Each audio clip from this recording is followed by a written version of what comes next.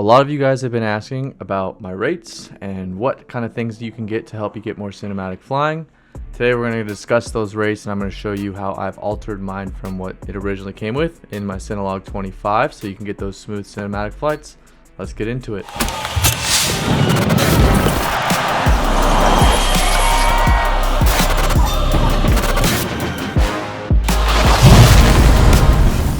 Okay, so we're going to dive into rates today. I know it's a big topic of discussion. I don't think there's anything that's right or wrong. There's no correct way. There's not one way that you can do rates. There's a ton of different ways you can do rates. It's just whatever works for you. This is what I found when I originally set up my rates on my Cinelog 25. I did something a little bit lower because I wanted the ability to control the drone, get those smooth cinematic shots. And ever since then, I just kept it how it is. This drone is meant for flying in tight spaces, for flying around people. I don't need to be going acrobatic and doing flips and things like that. That's what the other drones are for. So let's plug in this guy with the micro USB, plug it into Betaflight and see what we got going. So first things first, we're gonna plug it in with our little micro USB cable. It's been a little finicky lately, so it may or may not disconnect. I don't know. Okay, now that we're into the rate settings for here, we're gonna go to our rate profile settings. There's a couple different things and a lot of different things we got going here. Let's start from the top. Here's your rate profile. Most drones are going to come fully equipped with their rate profile settings. I changed and altered mine so it could be a lot more cinematic, a lot more easier, a lot more smoother flying. You can go into your actual rate, Betaflight settings. These are your different profiles and sets. I went with the actual. That was just what a lot of different things I saw from different people. I have stuck with it since day one, so why fix it if it ain't broke yet? Once we go down, we have our center sensitivity stick. So your center sensitivity is once it's in the center of that drone, so when you have both those sticks in the middle, how sensitive it is to any movement. So the higher the number is, if you have it at like in the hundreds, close to 1,000, whatever, the slightest of movements and the drone's gonna go. The lower it is, that's gonna allow you to push that stick a little bit further to get anything more out of your drone. So I went with some lower numbers. I just did a bunch of different testing in the beginning, and I found that 50 was a good number for me. So I have my roll, pitch, and yaw all at 50. It was just the number I found. I liked it, so we went with it. So your max rate, basically, if you were to do a full stick rotation, so if you were to push that stick all the way on your pitch, roll, and yaw, if you were to pitch that all the way, that's how many cycles it's gonna do per second. So if you were to do 360 like I have here, my drone's gonna spin 360 degrees in one full second. If you're at 720, it's gonna spin twice in one full second. Does that make sense? So the lower the number, again, it's gonna be a little more smoother and cinematic. The higher the number, that's when you start getting into freestyle. So these freestyle guys, they're gonna be in the thousands and things like that. I went with 360 for my roll and my pitch. My yaw, I don't need to turn as much and whatnot. So with my yaw, I went just a little bit lower than the other ones because it's easier for me. I can roll and do all those sorts of things. My yaw, I just didn't need it as much. My roll and my pitch, the pitch is when you're gonna go up and down, straight forward and like that. Your roll is gonna be kind of the side to side and things like that. And the yaw is gonna be turning in a circle.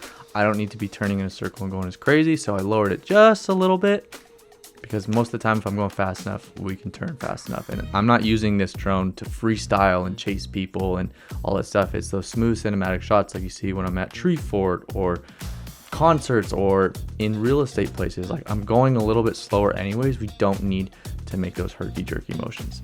Now let's move on to Expo.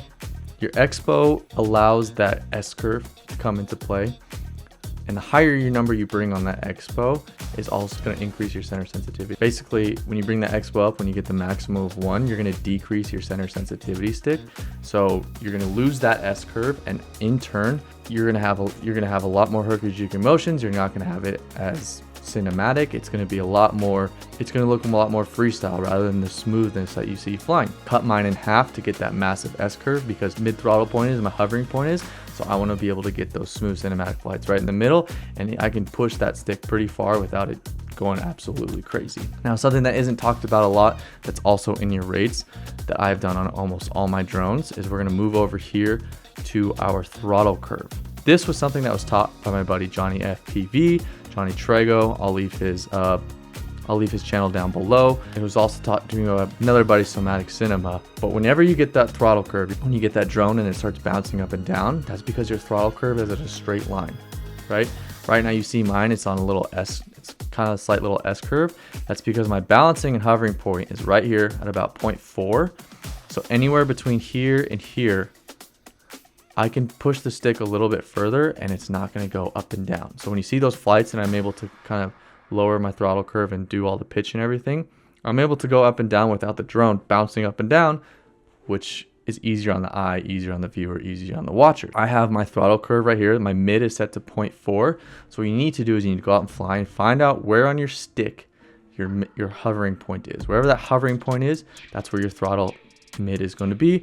You're going to take that, and then you're also going to go over here. You're going to change your throttle Expo, and you want to be able to, this is whatever your preference is, how much hovering and how much stick variance you want to be and how sensitive you want to be. I brought mine all the way up to 0.8. So right now it's at 0.8, which allows me a little more leniency and a little more ability to move my stick around without it going absolutely crazy. Another thing I also did on this was I changed my throttle limit. So right now my throttle limit's at 80. So basically the max output power I have, if I push that thing all the way up, I'm only exerting 80% of the power, which in turn, I believe also saves some battery life. It's not going to go as crazy. This drone, again, is not to rip lines and just absolutely expend the battery pack. It's for smooth cinematic flying, which allows those indoor flights you see, like, you know, the real estate tours, the office tours, tree fort, music, concert halls, anything like that. This allows that drone to be just smooth and just hover right at the same point the whole time. So hopefully that makes sense. That's it pretty much for rates. I haven't changed much else. Honestly, I hate beta flight. I don't want to mess with it too much. So I've got mine dialed. That's everything I have. If you guys have any questions, if there's anything else you want to know, make sure you guys like and subscribe to my channel. Let me know what else you want me to talk about, and hopefully we can make some more simple, easy videos like this for you. So feel free to use my rates if you want. Again, it is not the end all be all. It's not the this is what you have to do. This is what I've found that works for my cinematic flying, for all the shoots you guys see on all my videos. Everything, 90% of the stuff is filmed with my Cinelog 25, and I've had these rates since day one. It's just what I changed it to. It's what I found. So hopefully this works for you guys.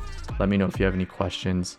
Happy to answer them, and hopefully I can make some videos on things you guys want me to make videos on. So happy flying out there, and see you guys on the next video.